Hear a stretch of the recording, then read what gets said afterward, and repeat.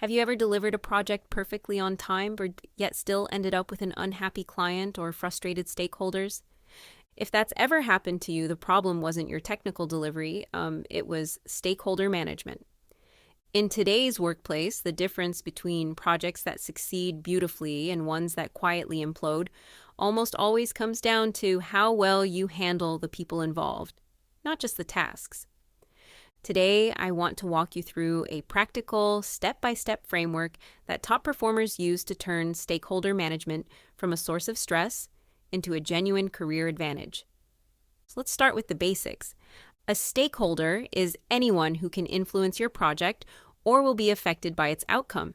That includes obvious people like your boss, the sponsor, or the client, but it also includes team members, other departments, external vendors, regulators, even community groups in some cases.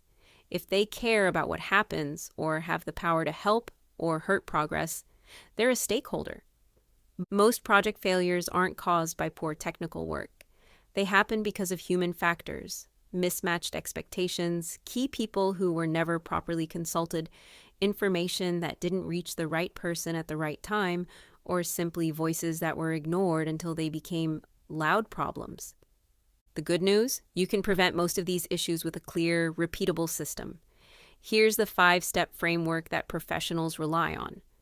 Step 1. Identify. Start by making a complete list of everyone who matters. Ask yourself, who can influence decisions or direction? Who will be directly affected by the results? Who has the ability to delay, block, or speed things up? The golden rule here is simple. Miss someone important now and you'll pay for it later, usually at the worst possible moment. Step 2. Analyze. Once you have your list, go deeper. For each person or group, answer 3 questions. What do they really want from this project? What's their definition of success? What worries them? What could make them resist or push back?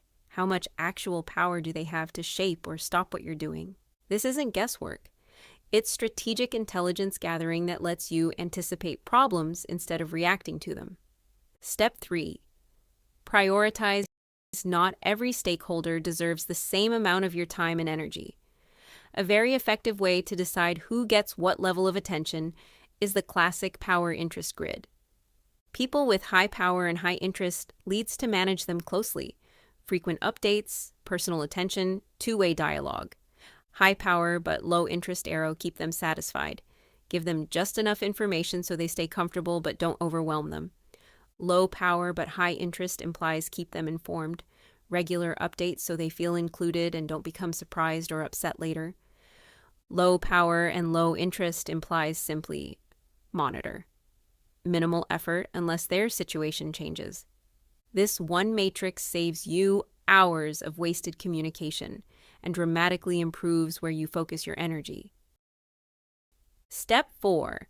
Engagement isn't just sending emails or holding meetings, it's deliberate relationship management. Tailor your communication style to each person's preferences. Some want concise bullet points, others want detailed reports, some prefer quick calls. Set clear expectations early.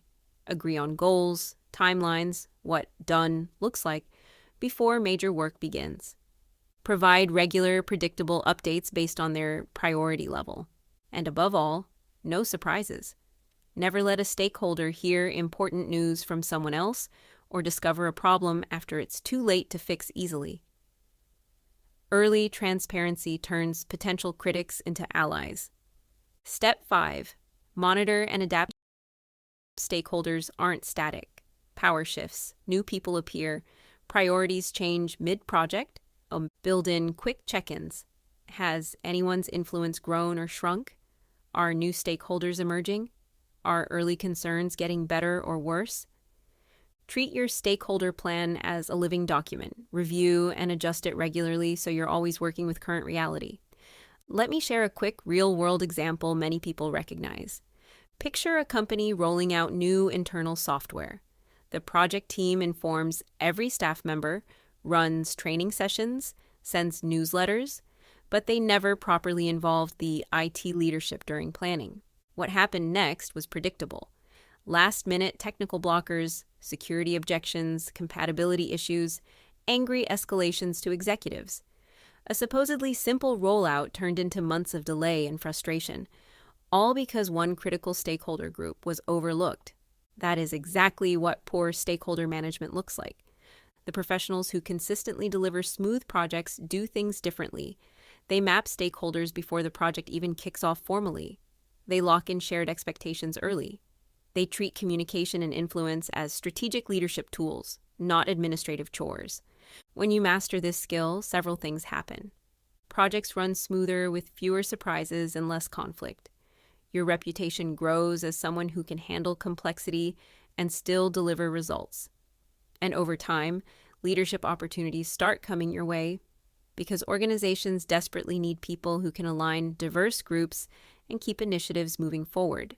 Here's a final thought. Stakeholder management is never about trying to please everyone.